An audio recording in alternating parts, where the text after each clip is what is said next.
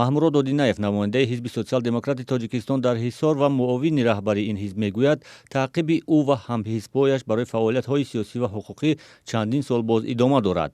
аммо дар ин авохир бо таъкиди одинаев таъқибҳо афзун шуданд. маҳмурод одинаев мегӯяд ҳар қадами ӯ таҳти назорати мақомот аст ва аз нақшаҳои ӯ бо кадом роҳе огоҳ мешаванду ӯро ошкоро ба шуъбаи корҳои дохилӣ даъват карда дар бораи муҳтавои мулоқоту воқеаҳояш пурсон мешаванд.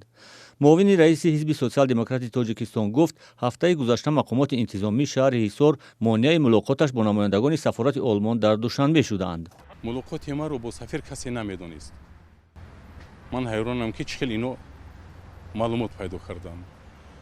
дуюм вақте вохӯрдем таҳдид ба ҷони ман шуд. одинаев мегӯяд ба таъқибу даъват шуданҳо ба идораи пулис ӯ одат кардааст ва ҳарос надорад, вале ба гуфтаи ӯ наздиконаш ҳам дар ҳамин вазъ қарор доранд. аз модару фарзандони ӯ дар кӯчаву хиёбон афроди номаълум дар бораи фаъолиятҳои вай мепурсидаанд. интихоботи парламентӣ сар шудан оғоз шуда буд ин кор.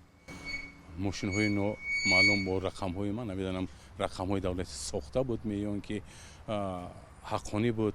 ва гуфта будам рангаш сабз буд. омадам дари маро гуфтам. ман тез ҷой маълиш мекунам, чунки ман шатаи гови мурдаи бисёр хӯрдагӣ ҳастам. раҳбари ҳизби социал-демократи тоҷикистон раҳматулло зоиров ки ба наздикӣ аз коронавирус раҳо шуд ба далели сиҳатӣ натавонист суҳбат кунад, вале дар изҳороти худ дар фейсбук ӯ вазъро пурра тасвир кардааст. ба гуфтаи ин сиёсатмадор дар чанд моҳи ахир даҳҳо фаъоли ҳизби социал-демократ дар кору ҷои истиқомат мавриди таҳдиду фишор қарор гирифтаанд.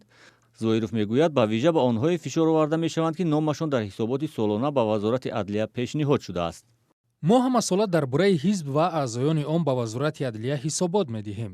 дар ин ҳисобот ному насаб ва суроғаи ҷойи зисту кори раҳбарони бахшҳои ҳизб дар минтақаҳо ҳам пешниҳод мешавад ва ин ҳисобот ба дасти афроди беинсоф меафтад ва онҳо баъд таъқиби онҳое шурӯъ мекунанд ки номашон дар рӯйхат аст.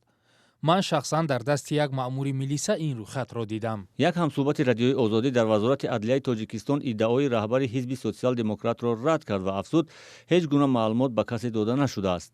вай аз ироаи тафсилот худдорӣ кард. созмонҳои байналмилалӣ борҳо ҳукумати тоҷикистонро барои саркӯб намудани намояндагони аҳзоби мухолиф ва фаъолони сиёсӣ танқид кардаанд. мақомоти тоҷикистон ҳамвора мегӯянд дар кишвар ба ҳуқуқи мардум ва озодиҳои сиёсӣ эҳтиром мегузоранд.